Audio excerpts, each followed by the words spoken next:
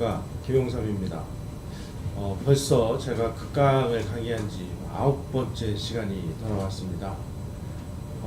이번 시간에는 이승만 대통령과 관련된 여러가지 오해와 이해 중에서 이승만 대통령의 6.25 때 전쟁과 관련된 이야기를 여러분들과 같이 나눠보고자 합니다.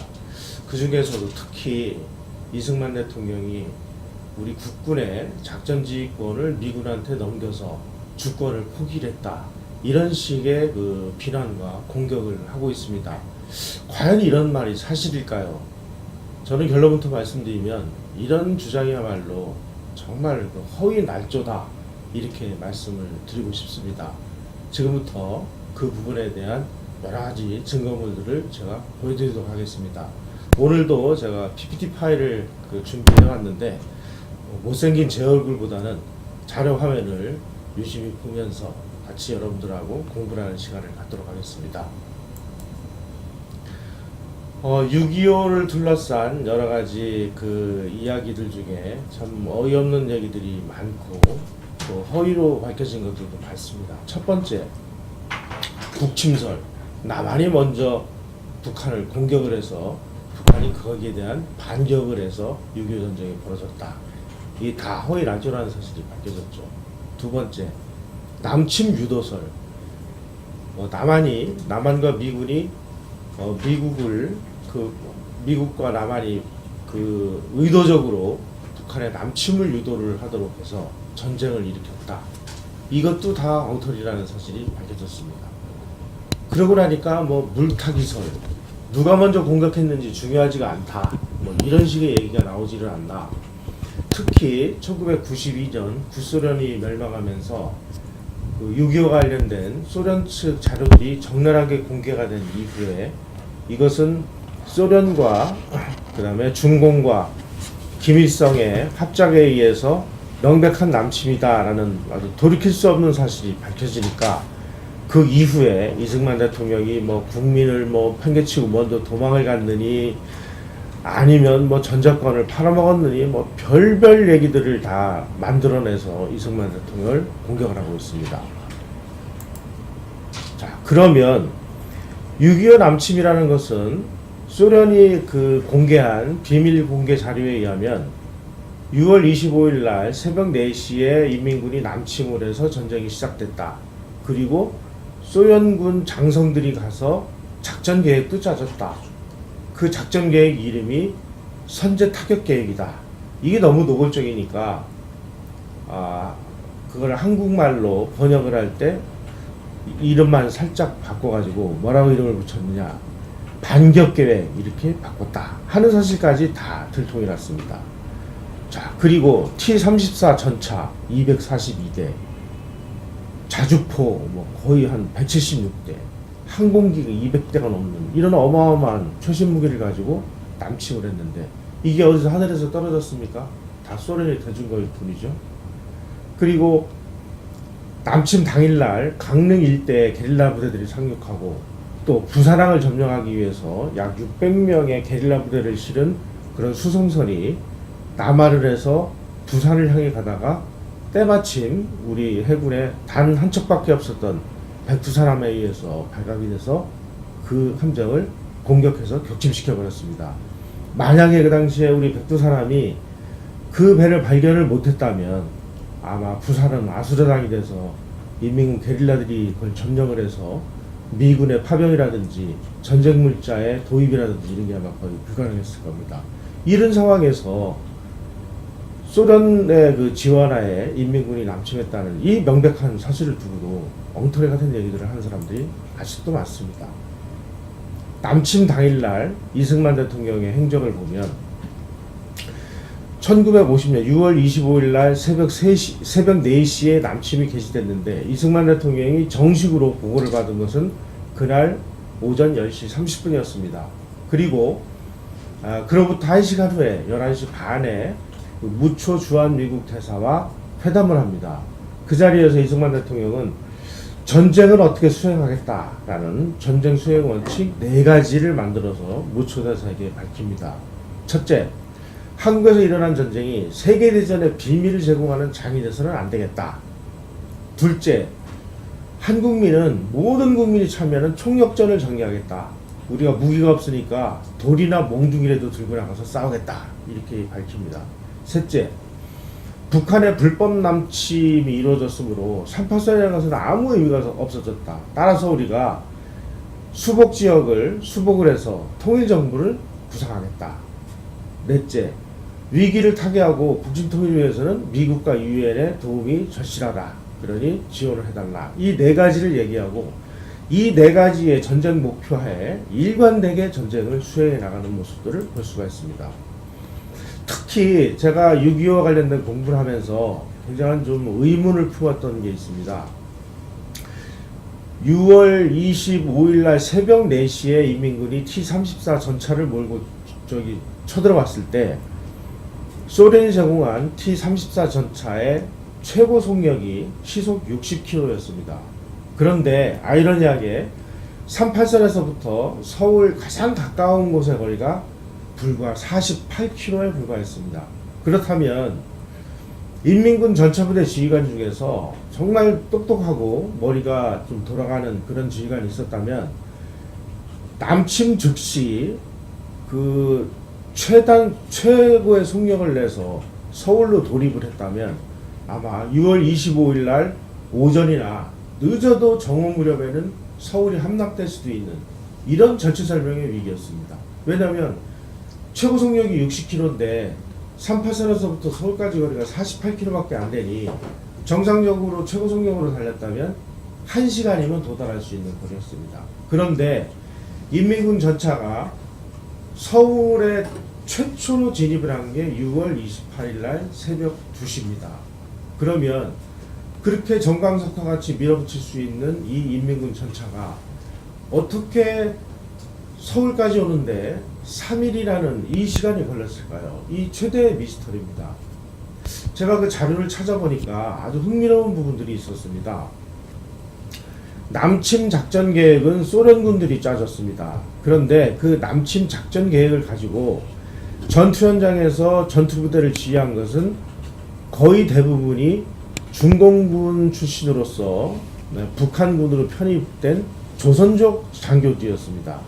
거의 북한의 최일선에 배치되어 있던 그 조선족 출신의 중공군 장교들 입장에서 볼 때 이 친구들은 국共내전에서 맨 게릴라전만 벌였기 때문에 이 현대전에서의 가장 중요한 이 전차의 특성을 거의 몰랐습니다. 따라서 이 조선족 부대 지휘관들은 보병을 앞세우고 그 다음에 보병의 뒤에다가 전차 부대를 배치해서 거의 보병이 진군하는 속도에 맞춰서 진군하게 됐습니다. 이런 식의 그 전차 부대 운영을 잘못하는 바람에 우리의 국가 지도부하고 그리고 우리의 전투 부대원들이 한강을 건너서 빠져나갈 수 있는 이런 기회를 우리가 갖게 됐습니다. 그 당시에 6월 26일 날 그 오후 2시에 의정부가 함락이 되고 그리고 그날 오후 6시부터 의정부에서 창동 미아리 선으로 인민군 전차 부대들이 내려올 때 우리 국군이 창동하고 미아리 그 방어선에서 인민군 전차 부대를 맞아서 정말 영웅적으로 저항을 했습니다. 그 와중에 이 전차 부대들이 우리 국군의 방어선을 뚫지를 못하니까 전차 2대를 몰래 홍릉 숲 속으로 해서 홍릉 쪽으로 해서 숲을 뚫고 내려와 가지고 미아리 우리 방어선 등 뒤에서 포를 갈겨대기 시작했습니다. 그게 6월 28일 날 새벽 2시입니다. 6월 27일 날 새벽 3시에 이승만 대통령이 긴급 피난을 위해서 서울역으로 나갔고 거기서 특별열차를 타고 서울을 떠난 것이 6월 27일 날 새벽 3시 40분입니다. 만약에 인민군의 그 전차 부대의 그 속도를 감안을 할 때 이승만 대통령이 그 시절에 피난을 떠나지 않았다면 아마 포로가 됐을 가능성도 높습니다. 대한민국의 최고 그 지휘관이자 대한민국 국군 통수권자가 포로가 되면 전쟁을 하나만 아니겠습니까? 따라서 전문가들은 이승만 대통령의 피난 시기가 오히려 더 늦었다 이렇게 그 얘기들을 하는데, 이승만 대통령이 마치 국민들을 버리고 자기 혼자만 살겠다고 도망갔다 이런 식으로 공격을 해야 되는 것은 완전한 허위고 날조라는 사실을 여러분들은 기억해 주셨으면 합니다. 자, 그 다음에 이제 공산군이 남침을 하니까 대한민국이 유엔의 그 주관하에 태어난 날 아닙니까? 유엔에서 난리가 났습니다. 그래서 6월 25일 날 남침 당일 날 유엔이 안전보장이사회를 소집을 해서 남침은 평화의 파괴다. 그러니 전투행위를 즉각 중지하고 38도선 북쪽으로 병력을 돌려보내라. 이렇게 결의안을 채택합니다. 이것을 무시하고 계속 북한이 진군을 하죠. 그러니까 6월 27일 날 또다시 유엔 안보리를 소집을 해서 북한을 침략자로 규정을 하고 유엔군을 편성을 해서 공산군을 저지하기로 그렇게 결의를 합니다. 또 6월 30일 날 트루먼 대통령은 미국 지상군의 파병을 결정을 합니다. 이어서 7월 7일 날 유엔 안보리는 미국이 통솔하는 유엔군 사령부를 설치를 하고, 미국 대통령이 이 전쟁을 일사불란하게 지휘하기 위해서 유엔 안보리에서 미국 대통령에게 그 미국의 통일된 지휘 체계 아래 두기로 그렇게 결정을 합니다. 그래서 그 7월 8일부터 그 16개국이 군대를 파병하기로 했고, 또 5개국이 의료진을 파견하기로 해서 그때서부터 파병 준비가 이루어집니다. 자, 이렇게 되니까 우리도 이제 거기에 맞춰서 뭔가 유엔군의 일원에 대해서 싸워야 되는데, 문제는 그 당시에 대한민국이 유엔에 가입하지를 못했습니다. 소련이 대한민국의 가입에 대해서 계속 비토권을 행사하는 바람에 우리가 유엔에 가입을 못했기 때문에 유엔군의 일원으로서 싸워야 되는데 유엔에 우리가 가입을 못했으니 무슨 방법이 있었겠습니까? 그래서 이승만 대통령은 그야말로 국제법 전문가이자 국제정치의 대가였습니다. 이분이 생각을 해낸 게, 메가더 장군이 그 당시에 유엔군 사령관으로 임명을 받았는데, 메가더 장군에게 이렇게 그 서신을 보냅니다. 현재와 같은 적대 상태가 지속되는 동안 한국의 육해공군 지휘권을 귀하에게 이양을 합니다. 그러니까 메가더 장군이 그것을 수용을 했습니다.